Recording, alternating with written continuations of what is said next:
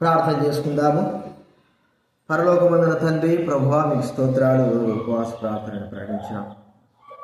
అయితే దయపడిన వారు సన్నిధికి రాకపోతున్నారు. ప్రభువా, సాతాను వారు హృదయాలు కలగజేసినటువంటి అసహనము, లేకపోతే భయం లేని స్థితి, లేకపోతే ప్రభువా భీతి లేని స్థితి, దైవభక్తి లేని స్థితి జ్ఞానం చేసుకుంటున్నాం. కనికరించండి. అయినప్పటికీ ప్రభువా, ఎక్కడ ఇద్దరు ముగ్గురు కూడి నా నామను ప్రార్థిస్తారు అక్కడ ఉంటాను. కాబట్టి మీరు మా మధ్య ఉన్నారని మేము ప్రభువా సంతోషిస్తుంటున్నాం. తండ్రి, దైవవాక్యం ద్వారా మాతో మాట్లాడండి ప్రభువా. మరి ఎక్కువగా ప్రార్థన గడుపుడు కూడా మాకు సహాయం చేయండి, కనికరించండి. మీకు కృతజ్ఞతాస్తుతి చెల్లిస్తూ, మహిమా ఘనత స్తుతి ప్రభావం చెల్లిస్తూ రావాల్సిన తీసుకురండి. వాతావరణం స్వాదించుకోవాల్సిన మనం చేస్తాం. యేసు ప్రభు నామమున మీ దాసుని బలపరిచి వాడుకుని ఆత్మచేత అభిషేకించిన పరిశుద్ధ ఆత్మచేత బలపరిచి వాడుకున్నాను. కనికరించండి. దైవవాక్యం ద్వారా నాతో మాట్లాడవలసి మనం చేస్తూ ప్రభువుని యేసు నామమున ప్రార్థించి అడిగి వేడుచున్నాము తండ్రి.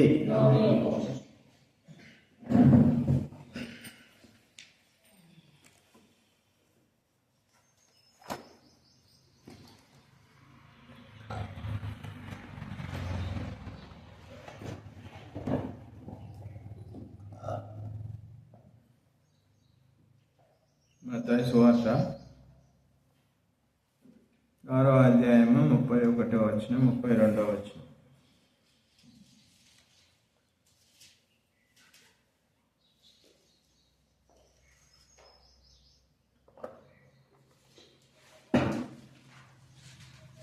మత్తయి సువార్త 6వ అధ్యాయము 31వ వచనం మరియు 32వ వచనం. కాబట్టి ఏమి తిందుమో, ఏమి త్రాగుదుమో, మేము ఏమి ధరించుకుందుమో అని చింతించబడి అన్యజనులు వీటన్నిటి విషయమై విచారించుడు. ఇవన్నీ మీకు కావలసినని మీ పరలోకపు తండ్రికి తెలియను. కాబట్టి మీరు ఆయన రాజ్యమును నీతిని మొదట వెతుకుడి, అవన్నీ మీకు అనుగ్రహింపబడును. కాబట్టి ఇక్కడ వాక్య భాగం మనం చూసుకున్నట్లయితే ఏమి తిందుమో, ఏమి త్రాగుదమో అని చెప్పేసి చింతించేటటువంటి వాళ్ళు అన్యజనులు, అంటే దేవుని నమ్మనటువంటి ప్రజలు, దేవుడు అంటే ఎవరో తెలియనటువంటి ప్రజలు వాటిని గురించి చింతిస్తారు అంటున్నాడు. కాబట్టి ప్రభువును, నిజమైనటువంటి దేవుణ్ణి, రక్షకుణ్ణి, యేసుక్రీస్తు ప్రభువును ఎరిగినటువంటి వారు వీటి విషయమై చింతించవలసిన అవసరత లేదు అని ఈ వాక్య భాగం ద్వారా తెలియజేస్తా ఉన్నాడు. కాబట్టి మీ పరలోకపు తండ్రికి మీకు ఏమైతే అవసరం ఉన్నాయో అవి ఆయనకు తెలిసే ఉన్నవి, అవి మీకు ఇస్తాడు. ఎప్పుడు ఇస్తాడు మరి?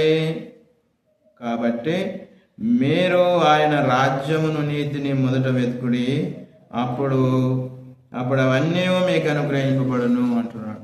కాబట్టి ఆయన రాజ్యమును మరియు ఆయన నీతిని, ఆయన రాజ్యము అనగా ఆయన రాజ్యమును ఈ లోకములో స్థాపించడానికి ఆయన పరలోక రాజ్యం నుంచి లోకానికి వచ్చినాడు.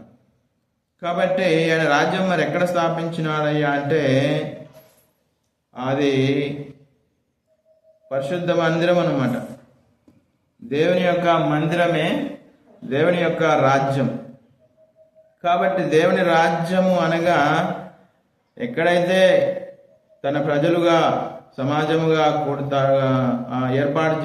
దేవుడు ఏర్పాటు చేసినటువంటి స్థలంలో వాళ్ళు చేరి ప్రార్థిస్తారో అది దేవుని రాజ్యం. కాబట్టి ఆ దేవుని రాజ్యము ఇప్పుడు మన మధ్యలో ఉన్నదన్నమాట.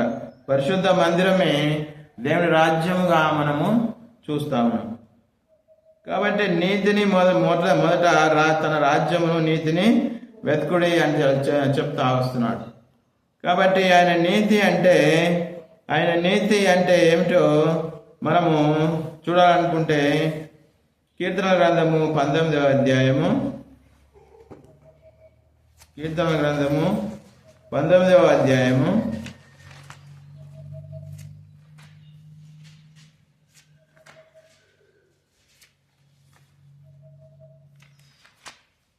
తీసిన వాళ్ళు 9-10 వచనాలు చదవండి.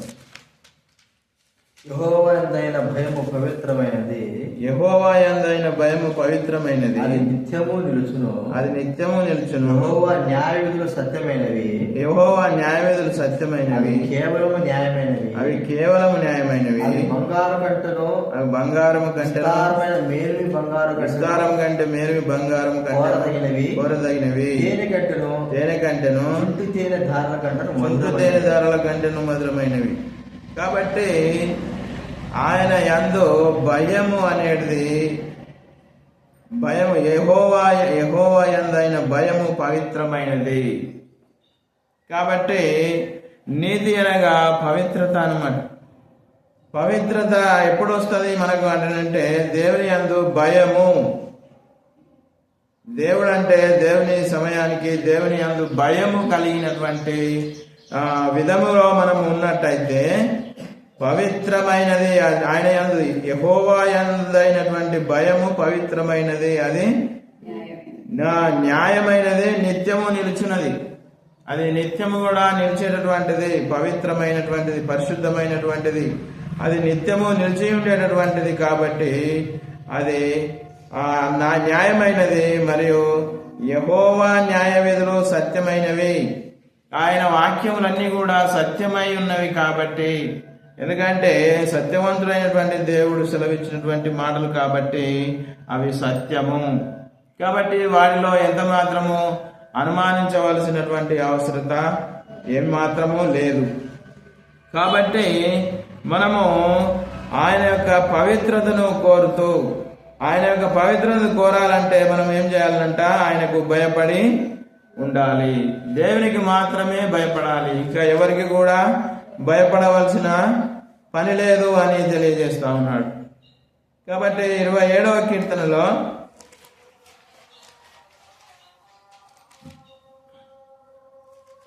27వ కీర్తన మొదటి వచనం, యెహోవా నాకు వెలుగుడు, యెహోవా నాకు వెలుగును, రక్షణ అయి ఉన్నాడు, నేను ఎవరికి భయపడదును, యెహోవా నా ప్రాణదుర్గము, యెహోవా నా ప్రాణదుర్గము, ఎవరికి వెళుతును. కాబట్టి ఆయనే మన రక్షణ దుర్గము, మనకు వెలుగై ఉన్నాడు. కాబట్టి భయపడవద్దు అని దావీదు చెప్తాను. కావున భయము, ఆయన దేవుని యందు భయం కలిగి ఉంటే మనము పవిత్రముగా పరిశుద్ధమైనటువంటి జీవితము జీవించడానికి అవకాశం ఉన్నది అని తెలియజేస్తూ వస్తున్నాడు. కాబట్టి ఇంకా మనము 11వ అధ్యాయం, మత్తయి సువార్త 11వ అధ్యాయము 29వ వచనాన్ని కూడా చూద్దాం.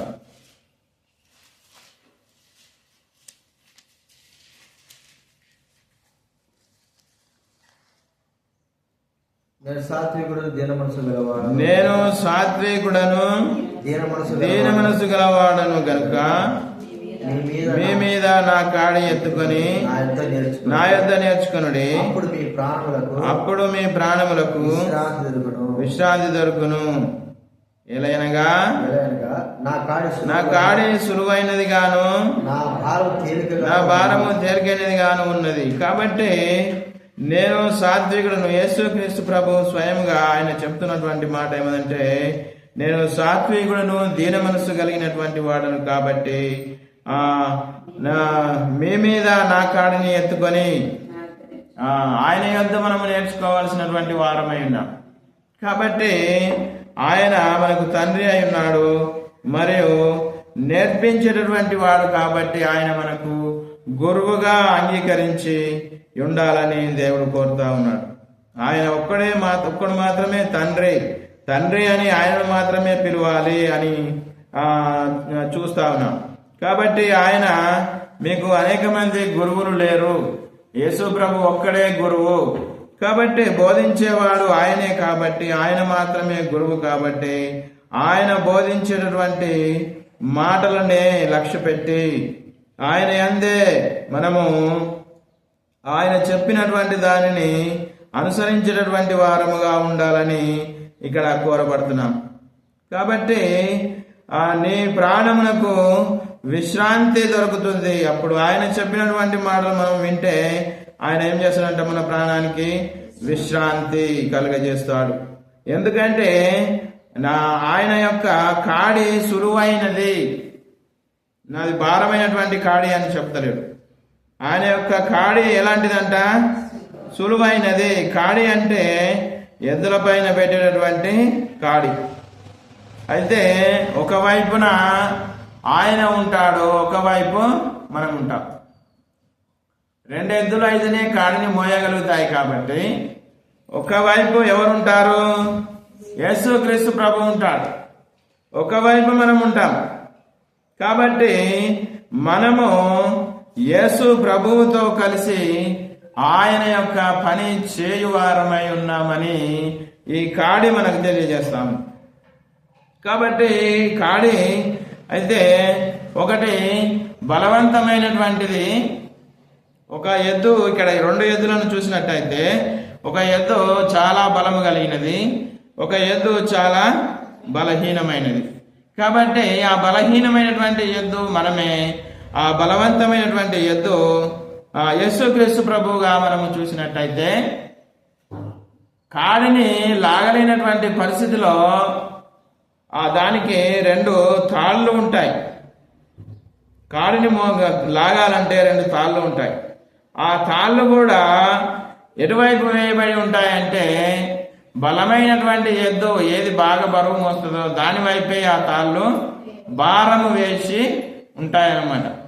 ఇవి ఆ భారమంతా మోసేది ఆ బలమైనటువంటి ఎద్దు మాత్రమే మోస్తుంది. ఇది ఏం చేస్తుంది మరి? పక్కకున్నది, ఆ పక్కది ఏం చేస్తుంది అంటే దానితో పాటు నడుస్తుంది. దీనికి అంత భారం ఉండదు. ఆ బలమైనటువంటి ఆ ఎద్దుకున్నంత భారము దేనికి ఉండదు. అందుకని నా కాడి సులువైనది అంటున్నాడు. ఆయన కాడి సులువైనది కావున నా భారము తేలికైనది. భారము తేలికైనది కాబట్టి మన యొక్క బాధము, మన యొక్క బాధ, మన భారమంతా కూడా ఆయన మీద వేయాలని ఆయన కోరుతూ వస్తున్నాడు. కాబట్టి లూకాసు వార్త 12వ అధ్యాయం 30వ వచనం. లూకాసు వార్త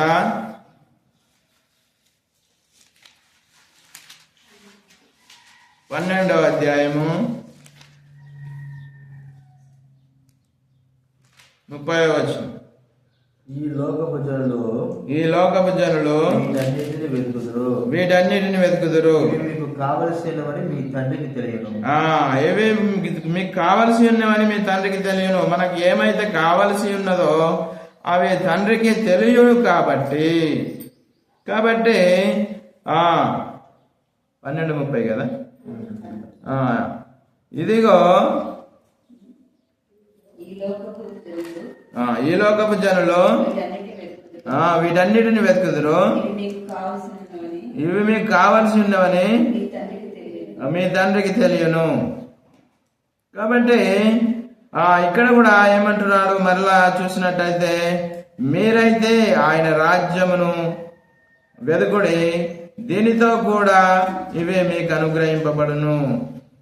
మంద భయపడకుడి, మీకు రాజ్యం అనుగ్రహించుటకు మీ తండ్రికి ఇష్టమై ఉన్నది. కాబట్టి చిన్నమందగా ఉన్నటువంటి కొద్దిమంది అయినా సరే గాని ఆయన రాజ్యమును అంటే ఆయన పరిశుద్ధ మందిరములో చేరి ఆయనను వెతికినట్టయితే ఆయన ఈ చిన్న మందకు కూడా అంటే కొద్ది మంది ప్రజలకైనా కానీ ఆయన రాజ్యమును ఇచ్చుటకు ఆయనకు ఇష్టమై ఉన్నది అంటున్నాడు. కాబట్టి ఆయన ఇష్టపడుతున్నప్పుడు మనము ఆయన యొక్క రాజ్యములోనికి వచ్చిన వారమై ఆయన సన్నిధిలో చేరి తండ్రి అబ్బా అని ప్రార్థించి మొరపెట్టినప్పుడు ఆయన మనకు ఇచ్చేవాడుగా ఉంటున్నాడు. కాబట్టి ఇంకా మనము చూసినట్టయితే మత్తయి సువార్త 5వ అధ్యాయము 6వ వచనం. మత్తయి సువార్త 5వ అధ్యాయము 6వ వచనం. నీతి కొరకు ఆకలి దప్పులు గలవారు ధన్యులు. కాబట్టి నీతి కొరకు, ఇంతకు ముందు మనము నీతి అంటే ఏమదో చూసినాం. నీతి అంటే ఏమది? దేవుని యందు భయము భక్తి కలిగి ఉండడమే పవిత్రత. ఆ పవిత్రత అనేది పరిశుద్ధమైన అనున్నదే నీతిగా మనం ఎంచుచున్నాము. కాబట్టి ఆ దానికోసము ఆకలి దప్పులు గలవారు ధన్యులు, వారు తృప్తిపరచబడదురు. కాబట్టి ఆయన యందు భయం కలిగి ఉన్నప్పుడు పవిత్రత మనకు వస్తుంది. ఆ పవిత్రత వలన, ఆ పరిశుద్ధత వలన నీతి గలవారముగా మనం ఎంచబడతాం. ఆ నీతి గలవారం అని ఎంచబడినప్పుడు వారు ఆ నీతి కోసమై, కాబట్టి ఆ పరిశుద్ధత కోసమై, ఆ నీతి కోసమై మనం ఏం కలిగి ఉండాలంట? ఆకలి దప్పులు కలిగి ఉన్నటువంటి వారు ధన్యులు అంటున్నాడు. వారు తృప్తిపరచబడతారు. ఎవరి చేత? ప్రభు అయిన యేసుక్రీస్తు ప్రభువు చేతనే వారు తృప్తిపరచబడతారని ఇక్కడ తెలియజేస్తా ఉన్నాడు. కాబట్టి మనము ఆ కీర్తన 37వ అధ్యాయము 11వ వచనంలో కూడా, కీర్తన 37:11,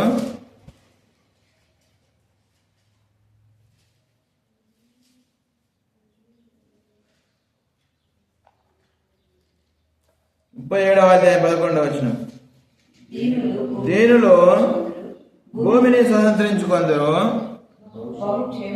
బహుక్షేమమును కలిగి. కాబట్టి దీనమైనటువంటి మనస్సు ఎప్పుడు వస్తుంది అంటే, అందుకనే అక్కడ 11వ అధ్యాయంలో, మత్తయి సువార్త 11వ అధ్యాయంలో నేను సాత్వికుడను దీన మనస్సు గలవాడను అంటున్నాడు. కాబట్టి దీనమైనటువంటి మనసు అంటే తగ్గించుకునేటటువంటి స్వభావము. నేను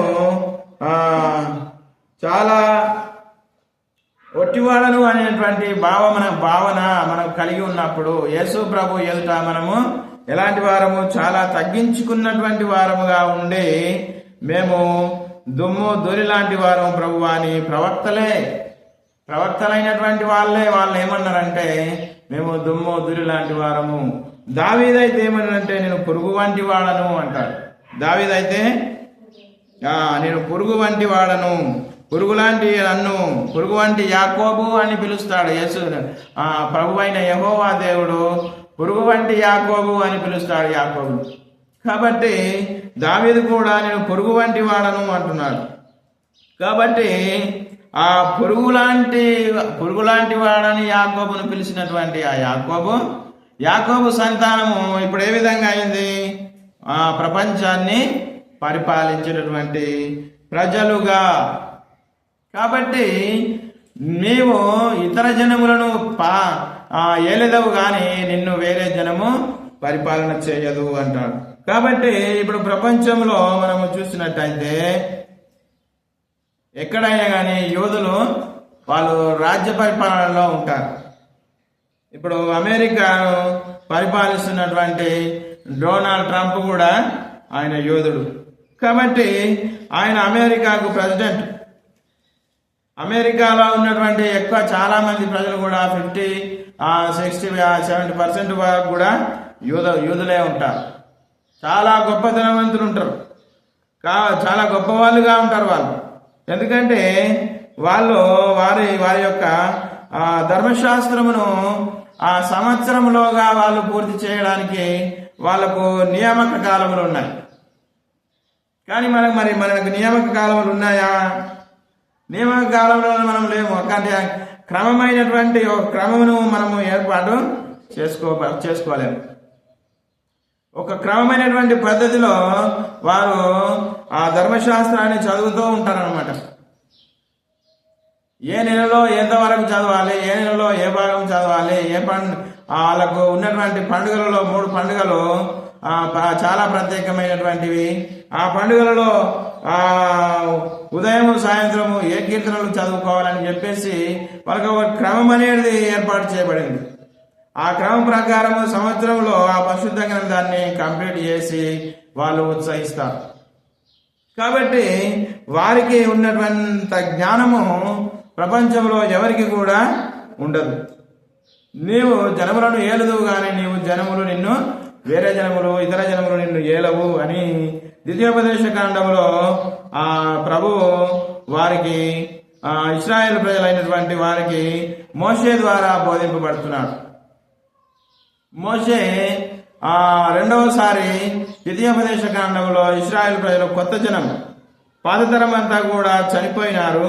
ఇప్పుడు కొత్త జనము ఆ ఇశ్రాయేల్ దేశాన్ని, కనాను దేశాన్ని స్వాధీనించుకోవడానికి యోర్దాను దాటడానికి దగ్గరగా వచ్చినారు. కాబట్టి యోర్దాను దాటి మీరు ఆ ఇశ్రాయేల్ దేశాన్ని సంపాదించుకునే స్వాధీనపరచుకునే ఆ సమయంలో ఆ ఇశ్రాయేల్ ప్రజలకు మోషే బోధిస్తూ, మీరు మీ దేవుడైన యెహోవా మాట శ్రద్ధగా విని, చూద్దాము 28వ అధ్యాయము ద్వితీయోపదేశ కాండము,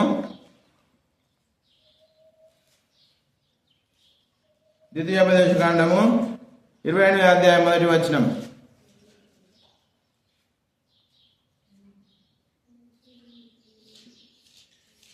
తీసిన వాళ్ళు చదవండి. నీవు నీ దేవుడైన యెహోవా మాట శ్రద్ధగా విని నేను నీకు ఆజ్ఞాపించు ఆయన ఆజ్ఞలన్నిటినీ నడుచుకుని నీడలా నీ దేవుడైన యెహోవా సమస్త జనముల కంటే చూసినావా. కాబట్టి సమస్త జనముల కంటే నిన్ను హెచ్చిస్తాడు అంటున్నాడు. కాబట్టి ఆయన యొక్క మాటను శ్రద్ధగా విని ఆయన యొక్క ఆజ్ఞలను మనము పాటించినట్టయితే, కాబట్టి ఆయన ఆజ్ఞలు ఏమంటున్నాడు, యేసుక్రీస్తు ప్రభు ఏమంటున్నాడు, ఆజ్ఞలన్నింటినీ సులువు చేసి నా కాడి సులువైనది నా కాడి భారము లేనిది అంటున్నాడు. కాబట్టి ఆయనను మనకున్నటువంటి బాధ చింత అంతా కూడా ఆయన మీద వేసి ఆయనను మనము ప్రార్థించినట్టయితే ఆయన సమస్త జనముల కంటే మీరు గొప్పవారుగా ఆశీర్వదింపబడతారు అని సెలవిస్తా ఉన్నాడు. కాబట్టి ఇంకా మనము చూసినట్టయితే మత్తయి సువార్త 5వ అధ్యాయము 2వ వచనం. మత్తయి సువార్త 5వ అధ్యాయము 2వ వచనం.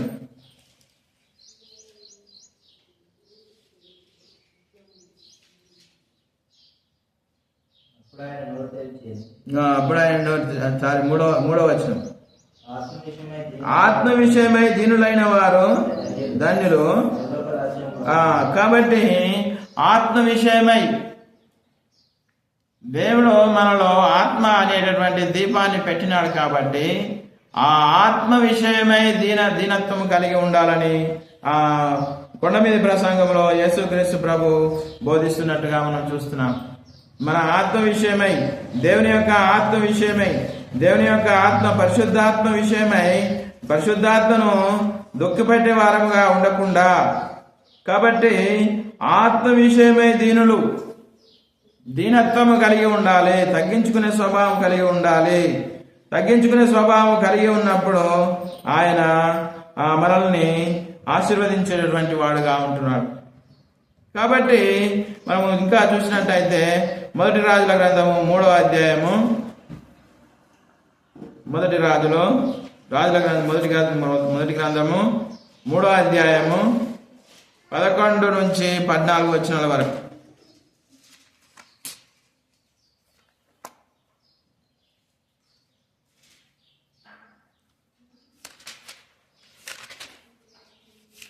మూడో అధ్యాయము 11 నుంచి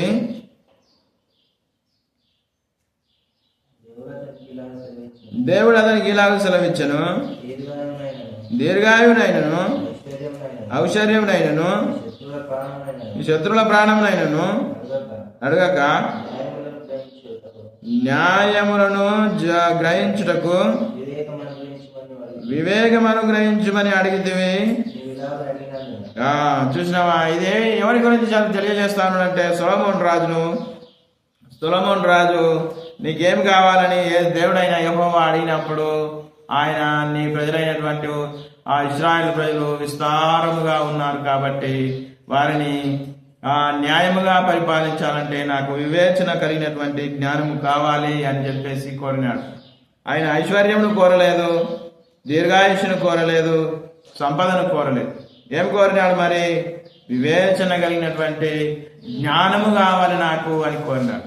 కాబట్టి దేవుని యొక్క జ్ఞానము ఏమిటో అదే నీతిని విషయమై ఆయన రాజ్యం విషయమై మనం మాట్లాడుతూ వస్తున్నాం కాబట్టి దేవుని యందు భయము మరియు దేవుని జ్ఞానము కోరుకోవాలని ఇక్కడ మనము కోరబడతా ఉన్నాం.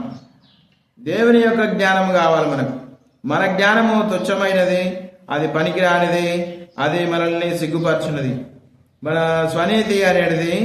అందుకనే మనము చూసినట్టయితే సామెతలు 3వ అధ్యాయంలో కూడా ఆ మాట అంటాడు. సామెతల గ్రంథం 3వ అధ్యాయం, నీ స్వనీతిని ఆధారం చేసుకొనక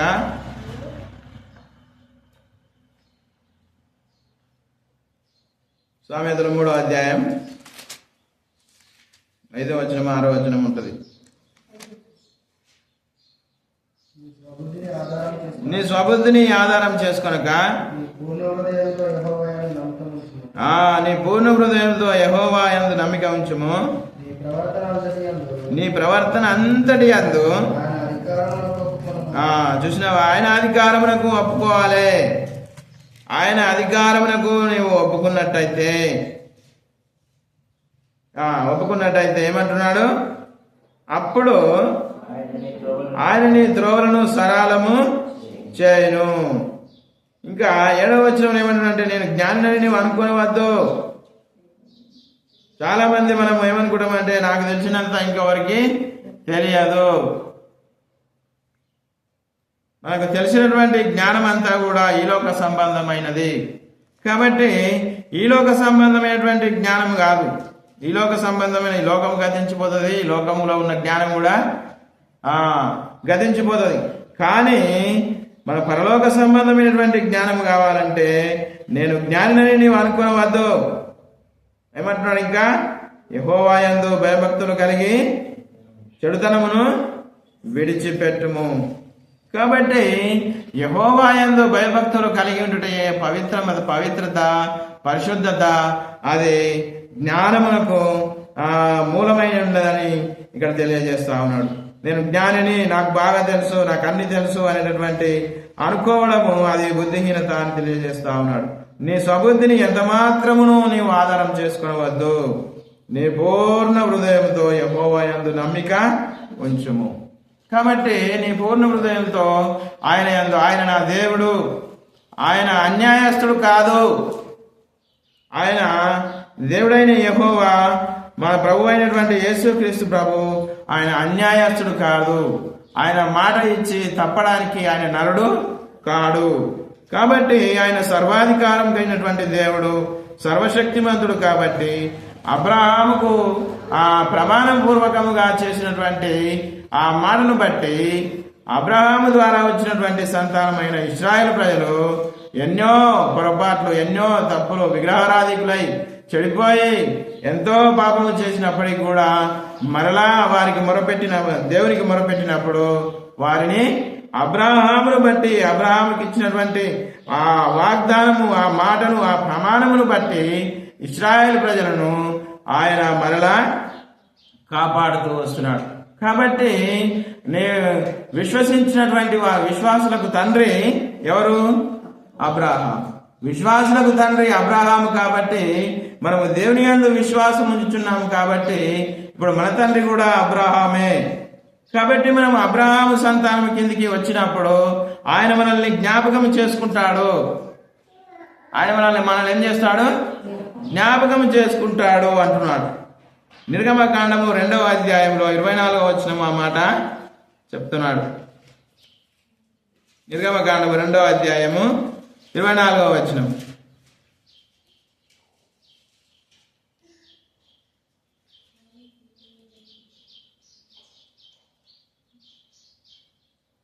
నిర్గమకాండము 2వ అధ్యాయము. కాగా దేవుడు వారు మూలుగును విని అబ్రహాము ఇస్సాకు యాకోబులతో తాను చేసిన నిబంధనను జ్ఞాపకం చేసుకొనెను. కాబట్టి అబ్రహాముతోను, ఇస్సాకుతోను, యాకోబుతోను చేసినటువంటి ఆ నిబంధన ఏదైతే ఉన్నదో, ఇశ్రాయేలు ప్రజలు చెడిపోయినటువంటి వారు. కానీ ఐగుప్తు దాస్యంలో 400 సంవత్సరాలు ఉన్నారు. కాబట్టి వారు మూలిగినటువంటి వారు ప్రార్థన చేసినటువంటి ఆ ప్రార్థన అంతా కూడా వినెను అని ఉన్నదనమాట. విన్న తర్వాత ఏం చేసినాడు? ఆ నిబంధనను జ్ఞాపకం చేసుకున్నాడు. నిన్ను నన్ను కూడా నీవు నేను కూడా ఆయనకు ప్రార్థన చేసినప్పుడు ఆయన మన ప్రార్థన వింటాడు, మనల్ని జ్ఞాపకము చేసుకుంటాడు. ఇశ్రాయేలు ప్రజలు ఎవరిని బట్టి ఇశ్రాయేలు ప్రజలు దాస్యములో ఉన్నప్పటికి కూడా ఎవరిని బట్టి వారిని జ్ఞాపకం చేసుకున్నాడు? అబ్రహాము, ఇస్సాకు, యాకోబులకు ఇచ్చినటువంటి నిబంధనను జ్ఞాపకము చేసుకొని ఆ ప్రజలను జ్ఞాపకం చేసుకున్నాడు. కాబట్టి నీవు నేను కూడా యేసు ప్రభునందు విశ్వాసం ఉంచినటువంటి వారం కాబట్టి మనము కూడా అబ్రహాము సంతానంలోనికే రాబడుతున్నాం. కాబట్టి నిన్ను నన్ను కూడా ఎప్పుడు జ్ఞాపకం చేసుకుంటాడో ఆయనకు ప్రార్థన చేసి ఆయనకు మొరపెట్టి ఆయనకు మన యొక్క మూలుగులను వినిపించినప్పుడు ఆయన మనల్ని జ్ఞాపకం చేసుకునేటువంటి వాడుగా ఉంటున్నాడని తెలియజేస్తా ఉన్నాడు. కాబట్టి ఇంకా మనము చూసినట్టయితే కీర్తన 37:4 కీర్తన 37:4 కీర్తన 37:4 యెహోవాను బట్టి సంతోషింతుము, ఆయన నీ హృదయములను నీ హృదయవాంఛలను తీర్చును. కాబట్టి ఆయన నీ హృదయంలో ఉన్నటువంటి ఆ కోరిక అనేది ఏదైతే ఉందో అది తీర్చగలిగేటటువంటి వాడుగా యేసుక్రీస్తు ప్రభు ఉంటున్నాడు. యెహోవాను బట్టి సంతోషించుము. యెహోవా నా దేవుడు న్యాయవంతుడు, నాకు న్యాయము తప్పక నా ఎడల తప్పక దయ చూపుతాడు అనేటువంటి నమ్మకము విశ్వాసము కలిగి ఉన్నప్పుడు ఆయన ఏమంటున్నాడు? ఆయన నా హృదయ వాంఛను తీర్చేటటువంటి వాడు, ఆశ కలిగినటువంటి ప్రాణాన్ని తృప్తిపరిచేటటువంటి దేవుడు. కాబట్టి ఆయన విడిచిపెట్టేవాడు కాదు. కాబట్టి మనము ఉపవాస ప్రార్థనలోనికి వచ్చి ఉంటున్నాము. కాబట్టి ఉపవాస ప్రార్థన విషయమై ఒక మాట మనం చూద్దాం. యెషయా గ్రంథము 58వ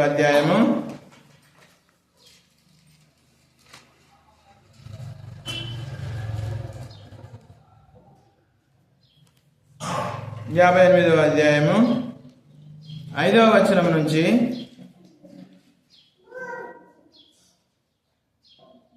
యెషయా గ్రంథము 58వ అధ్యాయము 5వ వచనం నుంచి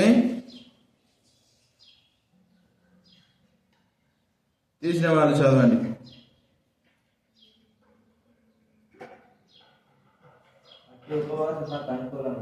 అట్టి ఉపవాసము నాకు అనుకూలమా? మనుషుడు తన ప్రాణమును బాధపరచుకొనుట వలన దినము అట్టిదేనా? ఒకడు జమ్ము వల్ల తల వంచుకొని గొనపట్ట కట్టుకొని బూడిదపరచుకొని కూర్చుంటే ఉపవాసమా? అట్టి ఉపవాసం యెహోవాకు ప్రీతికరమని మీరు అనుకుందురా? దుర్మార్గులు కట్టిన కట్లను విప్పుటయో, కాడుమాని మేకులు తీయుటయో, బాధింపబడిన వారిని విడిపించుటయో, ప్రతి కాడిని విరగొట్టుటయో నేనే పరచుకున్న ఉపవాసము కదా. దుర్మార్గులు కట్టినటువంటి కట్లను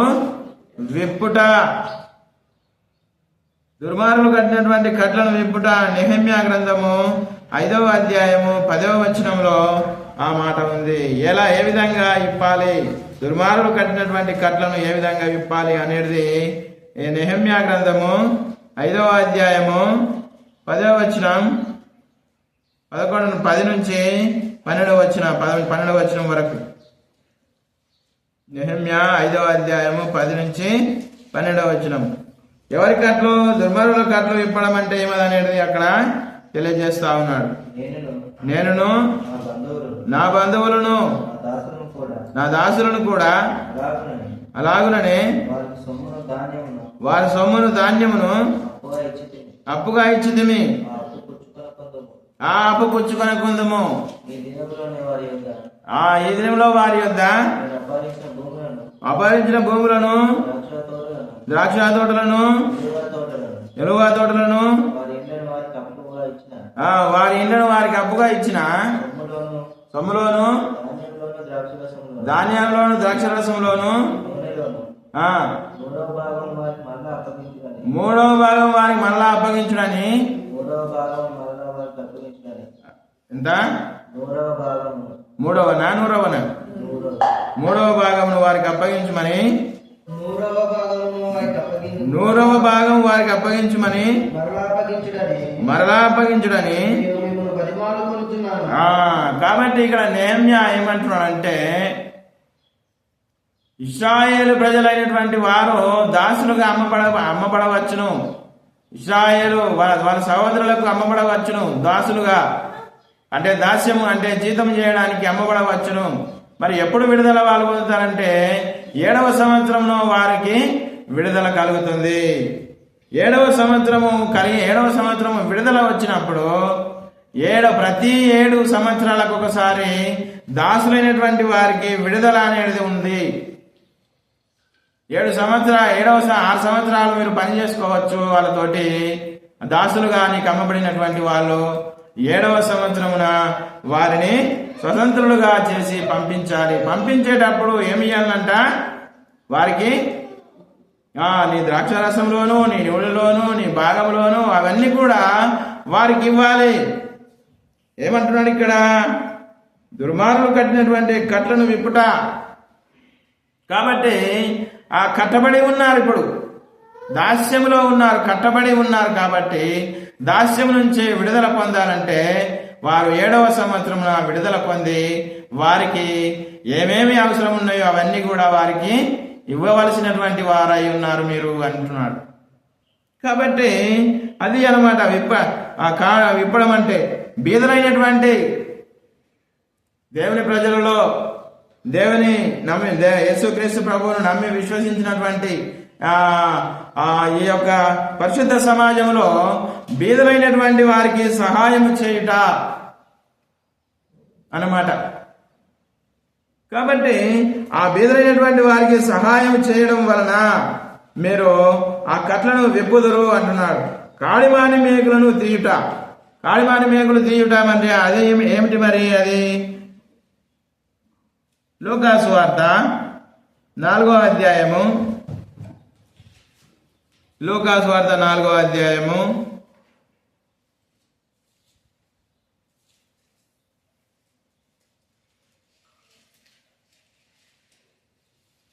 18వ వచనం. ప్రభువు ఆజ్ఞ నా మీద ఉన్నది. ప్రభువు ఆత్మ నా మీద ఉన్నది. బీదలకు సువార్త ప్రకటించుటకై ఆయన నన్ను అభిషేకించెను. చెరలో ఉన్న వారిని విడుదలకును, గుడ్డివారికి చూపును ప్రకటించుటకును, నలిగిన వారిని విడిపించుటకును, ప్రభు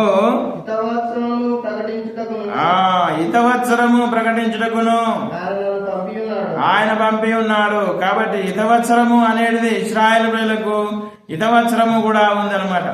ఆ హితవత్సరము అంటే 49 సంవత్సరాల వరకు ఉంటది. నీ భూమి కానీ లేకపోతే నీ ఇల్లు కానీ అతనికి దాసునికి అమ్మబడితే, ఆ యజమానికి అమ్మబడితే 50వ సంవత్సరము హిత సంవత్సరము. ప్రతి 50వ సంవత్సరము హిత సంవత్సరము. ఆ హిత సంవత్సరముల నీకు అమ్మబడినటువంటి భూమి గాని, ఇల్లు గాని, స్థలము గాని అవి మరలా అతనికి ఇవ్వబడతాయి. అది ఇశ్రాయేలులకు ఇవ్వబడినటువంటి కట్టడలు, అవి ఆజ్ఞలు. 50 సంవత్సరాల దాకా అతని భూమిని ఇతడు చేసుకోవచ్చు, పండించుకోవచ్చు. కాబట్టి 50వ సంవత్సరంలో ఏమీ చెల్లించకపోయినా మరలా అతని భూమి, అతని ఇల్లు, జాగా ఏదైతే ఉన్నదో అదంతా కూడా మళ్ళా అతని దాసునికి ఇచ్చి వాని స్వతంత్రుని చేయాలి. అది హిత సంవత్సరం. కాబట్టి ఆ విధముగా బీదలైనటువంటి వారిని కటాక్షించడమే, బాధపడుతున్నటువంటి వారిని విడిపించడమే నిజమైనటువంటి ఉపవాసము. నీ ప్రాణమును బాధపరచుకోవడం అంటే ఇక్కడ 2 రకాలుగా మనము చూసుకోవచ్చు. ఉపవాసం అనేది ఉపవాసం ఉండడం వలన మన యొక్క శరీరం యొక్క కోరికలన్నిటినీ నలగగొట్టడానికి ఉపవాసం ఉండడం అనేది అది. తర్వాత ఇంకా ఉపవాసము అనేది ఏమంటున్నాడంటే ఇక్కడ చూసినట్టయితే దుర్మార్గుల యొక్క కట్లను విప్పుటయు, కాడిమాను మేకులను తీయుటయు, బాధింపబడు వారిని విడిపించుటయు, ప్రతి కాడిని విరగొట్టుటయు అంటున్నాడు. కాబట్టి యెషయా గ్రంథము 1:17 చూద్దాం. యెషయా గ్రంథము 1:17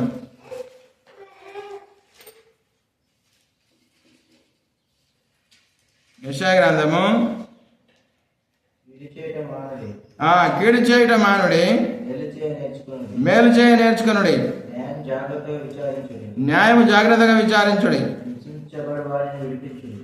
చూసావా, హింసింపబడుతున్నటువంటి వారిని విడిపించుడి. అందుకనే ఇక్కడ ఏమంటున్నాడు,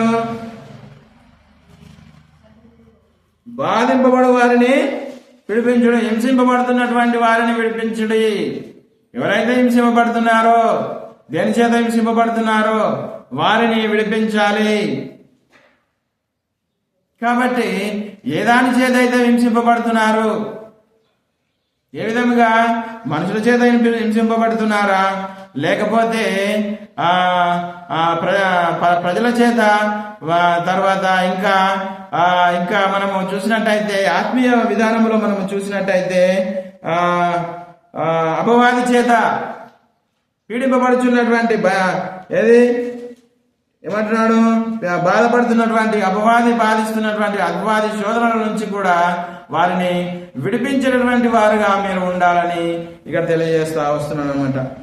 ప్రతి కాడిని విరగొట్టుడి, దేవునికి వ్యతిరేకమైనటువంటి కాడిని విరగొట్టడానికి ఆ విధమైనటువంటి మనము ప్రార్థన ద్వారా మనము కాడిని విరగొట్టినప్పుడు ప్రజలందరూ కూడా విడుదల పొందినప్పుడు సమాజంలో, అంటే పరిశుద్ధ సమాజంలో ఉన్నటువంటి వారు పీడింపబడుతున్నప్పుడు వారిని విడిపించడానికి మీరు శ్రద్ధ వహించవలసినటువంటి వారుగా ఉన్నారని తెలియజేస్తా ఉన్నాడు. కాబట్టి ఇంకా 7వ వచనం చూద్దాం. ఇక్కడ యెషయా గ్రంథము 58 7వ వచనము.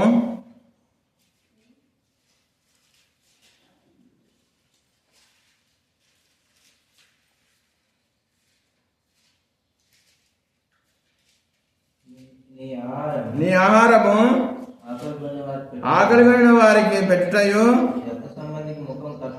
నీ రక్త సంబంధి ముఖం తప్పింపకుండుటయు, దిక్కుమాలిన బీదలను నీ ఇంట చేర్చుకున్నటయు, వస్త్రహీనుడు నీకు కనబడినప్పుడు వానికి వస్త్రములు ఇచ్చుటయు. చూసినాం, ఆయనకి ఇష్టమైనటువంటి ఉపవాసము ఇలాంటిదంట. కాబట్టి నీ ఆహారము ఎవరికైతే ఆకలికొని ఉన్నారో, ఎవరయ్యా మరి ఆకలికొని ఉన్నవారంటే 10వ వచనముగా చెప్తున్నాడు అన్నమాట. ఆశించిన దానిని ఆకలికొని వారికి ఇచ్చి, శ్రమపరిచిన వారిని తృప్తిపరిచిన ఎడలా. చూసినావా, చీకటిలో ఉన్నా గాని నీ వెలుగు యెహోవా దేవుడు నీకు ప్రకాశముగా ఉంటాడు. యేసుక్రీస్తు ప్రభువు నీకు ప్రకాశముగా ఉంటాడు. ఆకలి ఉన్నటువంటి వారికి ఆహారం పెట్టుట, ఇది చాలా ప్రాముఖ్యమైనటువంటి విషయం. కాబట్టి ఈ విధముగా ఇశ్రాయేల్ ప్రజలైనటువంటి వారు, యూదులైనటువంటి వారు చాలా అనాథ ఆశ్రమాలు వాళ్ళు తెరుస్తారు. చాలా మంది బీదైనటువంటి పిల్లలను, చాలా మంది వృద్ధులైనటువంటి వారిని అనాథ ఆశ్రమాలు తెరిచి అందులో వారిని పోషిస్తూ ఉంటారు. ఎందుకంటే ఇక్కడ తెలియజేసిన ఆకలి కొనినటువంటి వారికి మీరు ఆహారం పెట్టినట్లయితే ఏమంటున్నాడు, వారికి మీరు చీకటిలో కూడా మీకు వెలుగు ప్రకాశింపజేసినటువంటి వాడు దేవుడు. కాబట్టి ఎవరికైతే బాధగా ఉన్నదో ఆ బాధ విషయమై ప్రార్థించి వారిని విడుదల పొందడానికి దేవుని యొక్క ప్రార్థన చేసినప్పుడు అది బాధపడుతున్నటువంటి వారిని విడిపించడంలోనికి వస్తుంది. నీ ఆహారము బీదలకు ఇవ్వాలి అని కోరబడుతున్నాం మనం. కాబట్టి ఇది నిజమైనటువంటి ఉపవాసం అంటున్నాడు. కాబట్టి ఇంకా మనము చూసినట్టయితే 8వ వచనంలో అలాగు నీవు చేసిన యెడల నీ వెలుగు వేకువ చుక్కవలే ఉదయించును, స్వస్థత నీకు శీఘ్రంగా లభించును. చూసినావా, నీ నీతి నీ ముందర, మన ముందర నడిచేటటువంటిది ఏదంట?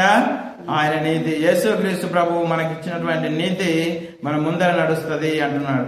అందుకనే ఆ యూదులైనటువంటి ప్రజలు బీదలైనటువంటి వారికి ఏం చేస్తా ఉంటారు? వాళ్ళు హాస్టళ్ళు తెరుస్తారు,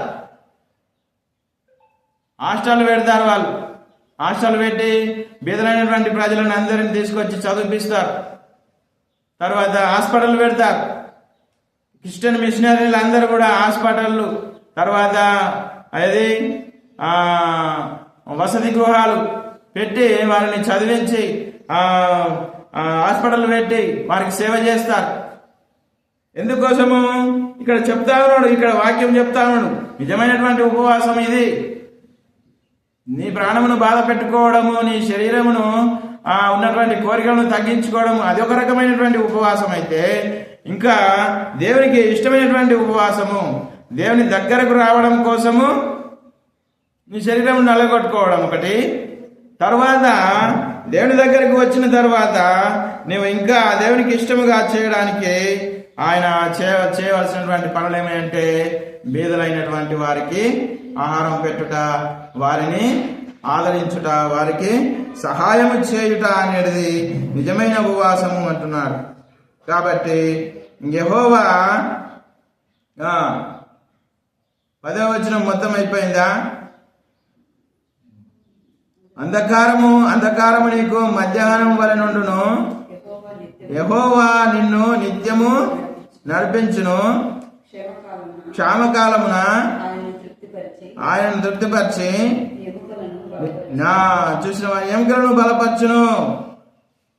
కాబట్టి బీదలైనటువంటి వారికి సహాయం చేయడం వలన వస్త్రహీనులు, ఇప్పుడు చూసినట్టయితే వస్త్రహీనులు ఎక్కువ ఎక్కడ కూడా మనకు కనబడతలేరు.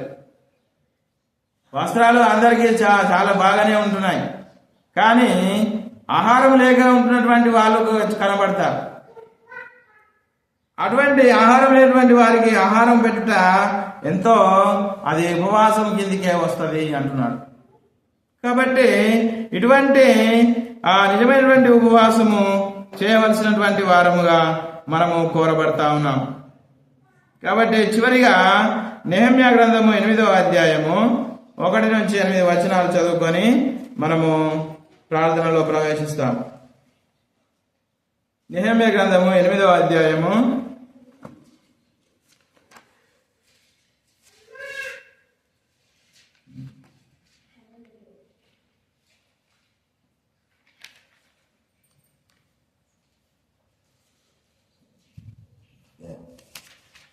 8వ అధ్యాయము 1 నుంచి 8 వచనాలు.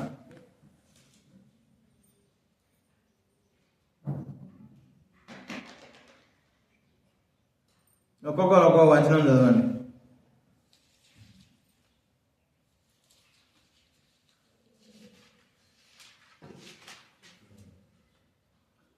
ఏడవ నెల రాగా ఇశ్రాయేలు తమ పట్టణంలో నివాసులై ఉంది. అప్పుడు జనులందరూ ఏక మనస్కులై నీటి గుమ్మ ఎదుగుతున్న మైదానానికి వచ్చి యెహోవా ఇశ్రాయేలుకు ఆజ్ఞాపించిన మోషే ధర్మశాస్త్రాలను తెమ్మని ఎజ్రాను శాస్త్రితో చెప్పగా.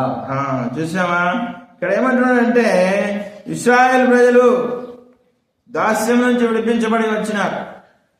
ఎప్పుడు ఇది?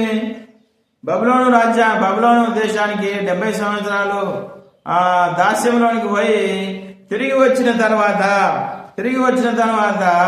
మందిరం యొక్క పునాదులు వేసిన తర్వాత, అప్పుడు ఆ మందిరము ఎదుట నీటి గుమ్మము దగ్గర ఆ ప్రజలందరినీ ఉద్దేశించి అప్పుడు మోషే రాసినటువంటి ధర్మశాస్త్ర గ్రంథాన్ని శాస్త్రి అయినటువంటి హెజ్రా, ఆయన ప్రధాన యాజకుడు మరియు శాస్త్రి, యాజకుడుగా ఉన్నాడు, శాస్త్రి, ఆయన నాయకత్వంలో ఇక్కడ ఏం చేస్తా ఉన్నాడు? ఇశ్రాయేలు ప్రజలందరికీ ధర్మశాస్త్రము బోధించడం జరుగుతూ ఉంది.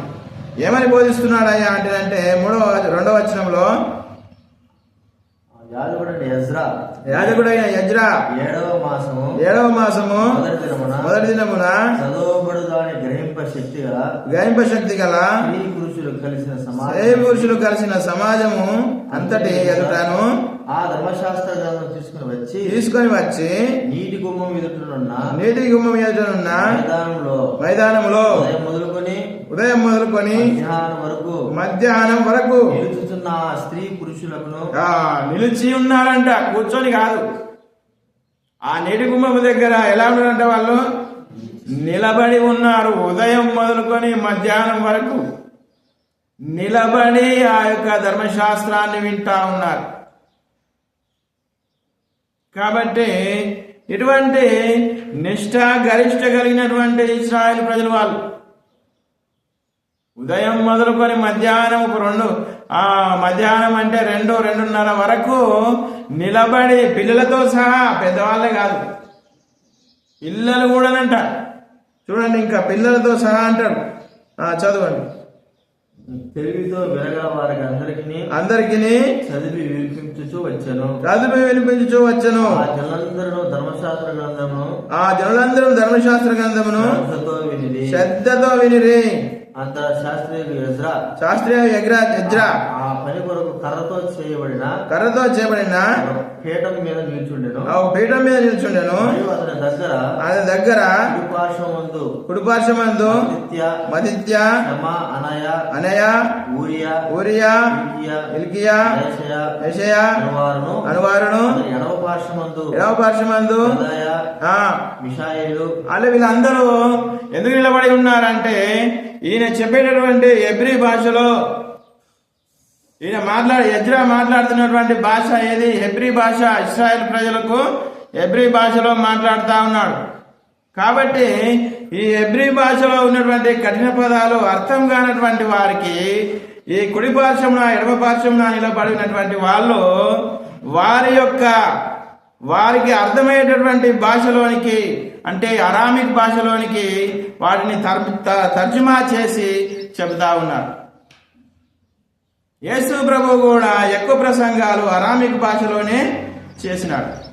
ఎందుకంటే వ్యవహారికమైనటువంటి భాష అది. హెబ్రీ భాష చాలా అర్థాలతో కూడినటువంటి భాష. అది అర్థం చేసుకోవడం చాలా కష్టం అన్నమాట. కాబట్టి ఈ హెబ్రీ భాషలో బోధిస్తున్నటువంటి ఎజ్రా ధర్మశాస్త్ర గ్రంథాన్ని బోధిస్తూ ఉన్నప్పుడు కుడి పార్శ్వమున కొంతమంది యాజకులు, ఎడమ పార్శ్వమున కొంతమంది యాజకులు ఉండి వారికి అర్థమైనటువంటి భాషలో బోధిస్తా ఉన్నారు. కాబట్టి ఆ విధంగా ఇశ్రాయేల్ ప్రజలు ఎప్పటి నుంచంట? ఉదయం మొదలుకొని మధ్యాహ్న కాలం వరకు వారు నిలుచుండి, పిల్లలతో సహా స్త్రీలు పురుషులు నిలుచుండి నీటి గుమ్మము యొద్ద, ఆ యొక్క మందిరం యొక్క పునాదులు వేసిన తర్వాత నీటి గుమ్మము యొద్ద వారు ఆ ధర్మశాస్త్ర గ్రంథాన్ని విని శ్రద్ధగా వినుచున్నారు అంటున్నాడు. కాబట్టి వినేటప్పుడు మనము శ్రద్ధగా విని ఆయన మాటను అంగీకరించి ఆయనకు లోబడిన ఎడల ఆయన మనల్ని ఆశీర్వదించేవాడుగా ఉంటున్నాడని మనము బోధింపబడతా ఉన్నాం, మనకు తెలియజేస్తూ వస్తున్నాం అన్నమాట. కాబట్టి మనము ఇప్పుడు ఉపవాస మనము ప్రార్థనలోనికి ప్రవేశిస్తాం.